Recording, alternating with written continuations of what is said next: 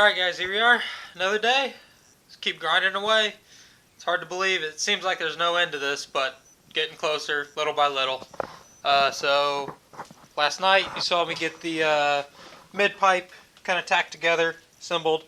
I got the O2 bung cut out of that other damaged piece of pipe. So everything's cleaned and tacked up, so now I'm just going to go ahead and weld everything. So I'm going to have to cap the ends and the bung here, back purge everything, and once it's back purged, you just got, argon running through it for a little while, clear out all the air that's in there. I'll start welding it up. So, it's, yeah, same thing as normal. We're going to cut to the time lapse. Here we go. I feel like somebody's watching me.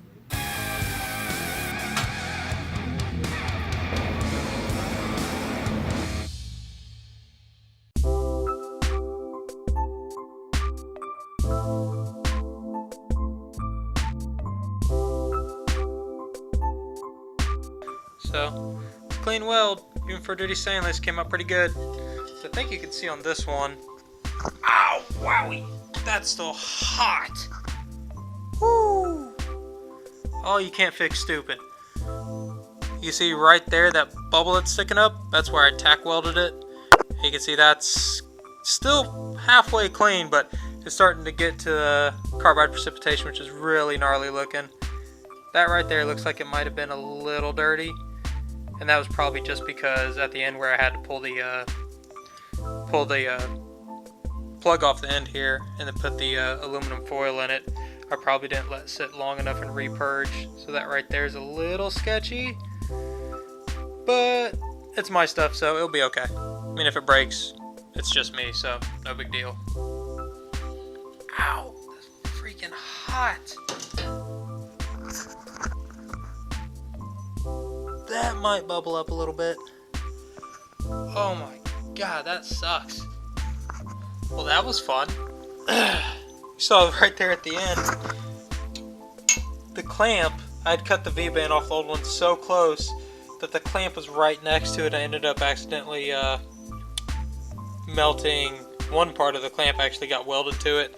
So I have to hammer off, but the reason I do that is not only is it an easy way to seal the end, but it's one way to kind of pull the heat from the flange so it doesn't warp. But she's all done. Let's go let it dry for a minute. But yeah, that was a good time. So now hopefully we can bolt it up, and hopefully it didn't move too much. It's still in the general area where it's supposed to be. I can possibly start fabbing up, or at least rough in where the support's going to go to on the transmission mount. So in a couple seconds you're going to see it already installed on the car, and we'll see what happens from there. The China exhaust that didn't actually rust, so it might be stainless.